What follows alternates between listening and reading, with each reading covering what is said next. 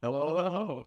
My name is Simon Tuck, and this is Griffin Norris. Welcome back to the WarFronT Chronicles, also known as WFT, Whiskey Foxtrot Tango. And this is our third and final episode. So thank you for sticking with us all this way. And today we have a much more lighthearted subject of inter-service rivalry. Yeah. So first of all, is it a good thing or is it a bad thing? What do you think? That's kind of the question we're looking to address here. And ultimately, I think it's a good thing. And we're going to outline this later in the video. But first things first, I'm going to start really, really early, like World War II. Okay, not that early, but a very classic example of why inter-service rivalry can be bad lies in Imperial Japan. Like, I'm sure, as you know, Griffin, Imperial Japan had two major branches. It was an Imperial Navy and an Imperial Army. And they fought a lot. Like, to the point where they had, like, coups against each other. And like people were dying over this rivalry, and like who would get the honor of fighting, basically. Yep. And I think that kind of fighting against each other is exactly the type of thing that we're trying to avoid in having a, first of all, commander-in-chief over the entirety of the armed forces. You can command those. Not a symbolic emperor, but a president with legitimate power, at least when it comes to the armed forces. I think that's at least the goal of having that, unifying president, even though we have the separate, or unifying president and unifying Department of Defense is what I should really say. Right. Because it's part of the same cabinet. Yeah, the problem with Imperial Japan was you had the emperor who didn't really, if the emperor said something, the military probably will have followed him. But he didn't, because believe it or not, he wasn't military commanded.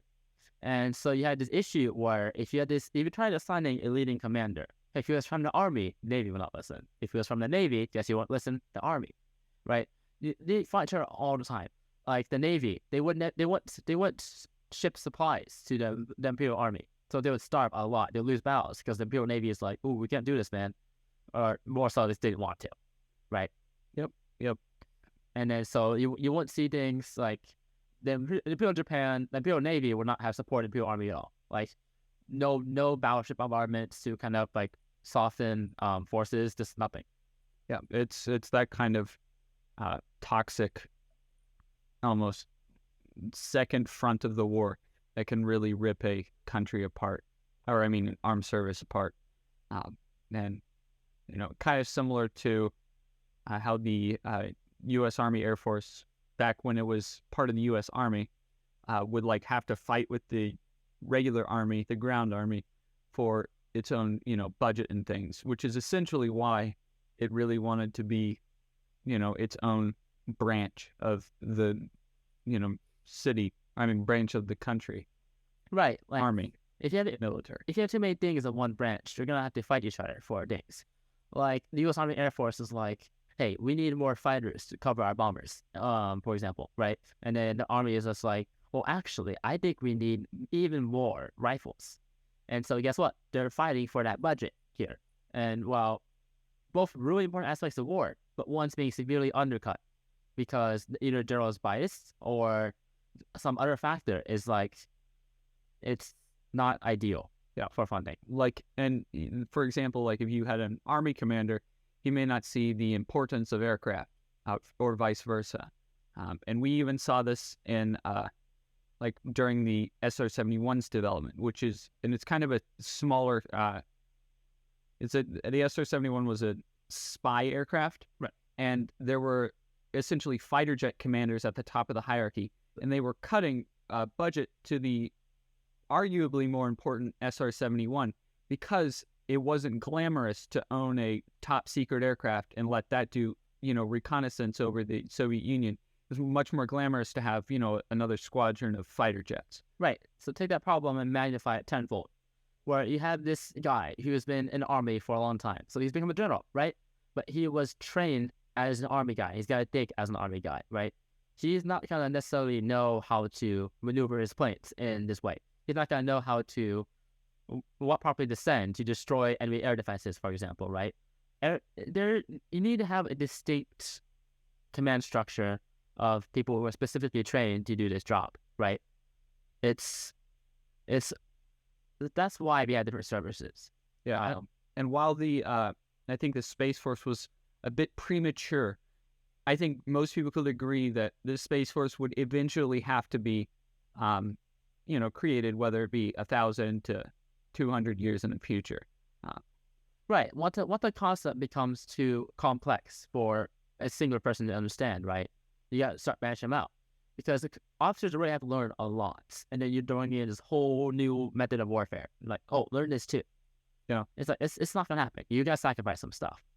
And then going back to the Army Air Force comparison, something interesting to note between some of the conflicts of inter-service rivalry is I don't know exactly when this happened. I think it was around early 2000s, late 1900s, where basically you had the Air Force throwing a hissy fit that the Army gets fixed planes because the Air Force is like, oh, why do we exist then, right? We should have all the fixed planes. Fixed wing planes, sorry, yeah. So Congress is like, no, that makes sense. And so the Army was basically banned from ever making fixed wing planes. And you might think, hey, this is fine, right? Whatever. But the problem is the Army has to have its own aircraft to support its own troops. Because now we have to call the Air Force, right? And the Air Force, well, the complete liberty to say, actually, no, right? And they might not even have to say why. They can just say, no, we can't do that. And so now the Army has to deal with helicopters all the time. Now, helicopters are cool, okay, but they're not nearly as safe for the pilot. They're not nearly as effective as an airplane could be. Is it true that the Army is now essentially getting fixed-wing planes in the Talon, the new tilt-rotor aircraft? Right, that's the thing. Is the Army is just kind of subverting this requirement by making these aircraft that are like the Osprey, kind of, right? Exactly. Where it's but like smaller. Yeah, it's kind of just like, not actually an airplane, I swear, guys, right? But it's this shouldn't need to happen in the first place. The Air Force has had kind of an ego issue, I feel like. And then now the Army has to rely on the Air Force, which sometimes they can be too late to do things, right? You have to have their own separate command structure, so orders take longer to be relayed. Sometimes there's more chances for miscommunication. And if, say, there's no Air Force officer on the field, right? An Army officer is like talking to this Air Force guy. He's like, hey, I need air support here, right? The Air Force guy might think, you're some Army guy. You're not under my chain of command. Why should I care? Essentially, right? And this delay can cause lives. Definitely. And then sometimes the U.S. Air Force, right, we have a lot of friendly fire incidents sometimes. Because what happens, you have these different branches, okay? And sometimes they might have different ways of like distinguishing themselves, right? like maybe different transponders or whatever have you, right? Um, that can lead to more blue on blue incidents than just having just one branch and everything connected, right? Because you have the pilot who's been immersed in Army culture. If he was in the Army, he was immersed in Army culture. He will recognize how a U.S. Army soldier will carry himself. He knows how the U.S. Army looks. well, yeah, exactly, right? Versus this guy who's been in the Air Force all the time, and you put him in A-10, and like, lol, here's some binoculars, go kill the enemy. And then you see problems, right? Like the one time where a A-10 attacked a British convoy, right? They're just not familiar with how they carry themselves. Like that pilot genuinely believed that that British convoy was Iranian or Afghanistan, right? But American. Yeah. And I think, this an example of when it's good, though, is, you can have the healthy competition between the branches, in order to be the best, be the toughest. Right. And I think that's helpful to have that, I guess it's like esprit de corps, which is essentially like, camaraderie against, even during times of peace, against, kind of at least a friendly competition. Well, yeah, what it does is it drives healthy innovation, right? Because it's like, oh, hey, I can't make this branch better than me. I get one up on them, right? So, and then the way I see it right now is the most ideal solution to inter-service rivalry, right, would be kind of like a family dynamic where you have all these siblings, right? They'll be fighting each other, big brothers or big siblings or whatever, right? They'll fight each other, but when it comes down to it, they will unite together and they will fight a common enemy. As soon as somebody, threatens one of them, hopefully they'll... Right. It's like, it's good-natured fun in a way. And another good example of this is actually lies in the British Army, because they have this regiment system where essentially wherever you're from, that's where the regiment you can put in. Like if you're from London, you'll be put in, this doesn't exist by the way, a London regiment. I don't know their actual names. Like maybe Yorkshire. But basically, you'll be put in these regiments, and this regiment is your identity. It is your life in the British Army, right? This regiment is kind of a game, almost, for you. And what it does is it just drives all these people, right? Intense regiment competitions, be more decorated than the other, right? And it works out, because the British, right? They will fight. They will fight for basically everything. And part of the motivation is like, hey, I might be better at this. I want to be better at this regiment. I want to have more combat decorations. I want to have more combat time. And it's really a well-oiled machine almost, right? Does the U.S. do that with, and I know in the Air Force they do that with squadrons, but does the Army do that with, like, divisions? Okay, so the problem is with the U.S. as a whole is that they don't do that. Because in the U.S., the regiment is a lot more flexible. You will be transferred a lot, right? Like everyone knows, the U.S. If you join the military, you will move a lot, and wherever you move, new regiments. Versus the British Army, where you will basically always be in the same place among your same countrymen, and the same local town where you live, right? It's a lot more interconnected, intertwined. This has its benefits, it has its downsides, right? And for example, it will make it harder to merge units together. It's just benefits, pros and cons, right? I don't necessarily think that America should adopt a regiment like that, because that's kind of what the National Guard is, but we already talked about that. Yeah, definitely. And something else I want to point out is having separate command structures, have different branches, means one person isn't too powerful. Yeah. And we also have, like other, differences in between the branches. Like, for example, there's this famous quote about the Air Force versus the Navy airmen, and it's that the Air Force has a list of has a book with everything you can do in the air written down, and everything that isn't written in there is prohibited, whereas the Navy airmen have a book of everything you can't do in the air. Everything outside of that list is allowed. And I think that really shows the difference between some of these, branches' perspectives. Like, the Air Force definitely has a more, I suppose, methodical and follow the, tried and true method. Whereas the Navy's, philosophy, which is they have a much higher accident rate, but also they are known for having some of the best pilots in the world. Right. So each branch will develop their own unique culture, their own doctrinal differences depending on what they're supposed to do. Like in the Navy, you have to be flexible because you can't just land at an airbase, right? You can't just land somewhere to fix your plane sometimes, right? In the Navy, you just have a carrier and then whatever's on the hangar, and you have a limited supply, right? So the Navy evolves this. It was to be like, okay, here's everything this aircraft can't do, right? And then just go do whatever.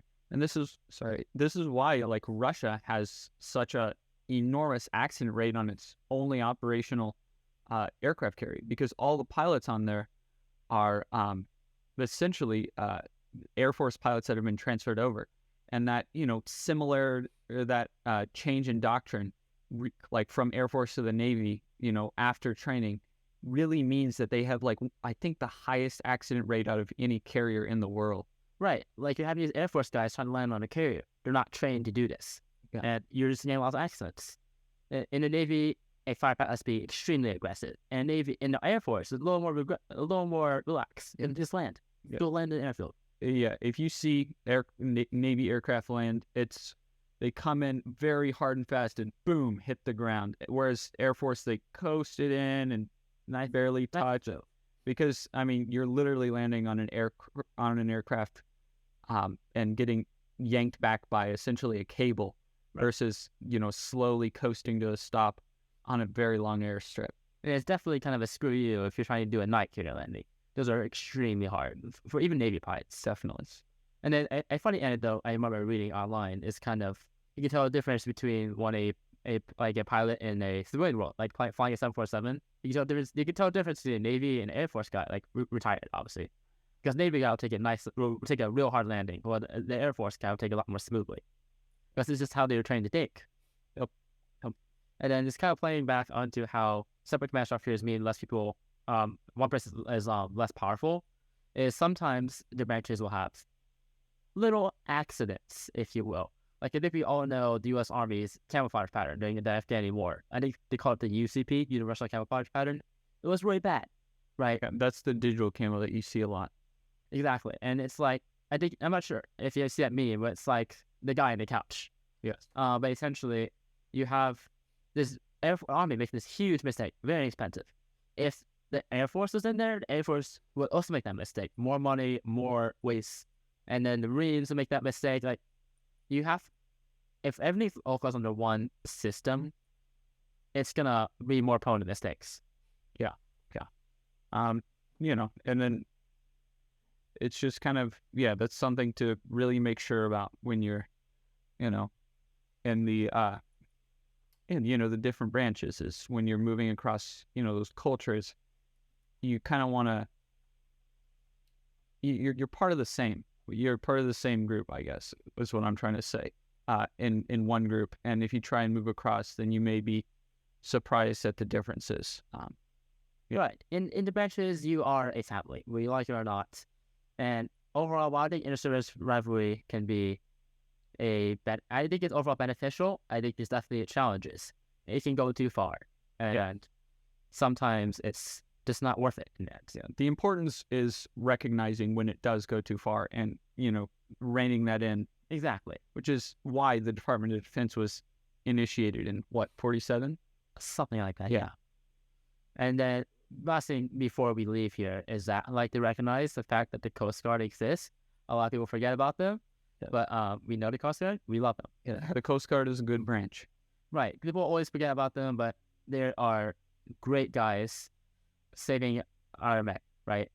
And at the end of the day, you might see people kind of just throw insults, like calling the Coast Guard the puddle pirates, or calling the Marines crayon eaters. Just remember, at the end of the day, it's all friendly. And also that if you're not in the military and you're saying these things, no matter what branch the person you're talking to is in, they're probably gonna beat you up. Yeah. Because again, this is one big family, and they're not gonna like you insulting their brothers. And I guess all I have for today. And that's all I have. Yeah. All right. This is our last episode, so thank you all for watching the WarFronT Chronicles. That's WarFronT Chronicles. Right. Yeah, FT. I appreciate you all, and we'll catch you on the flip side.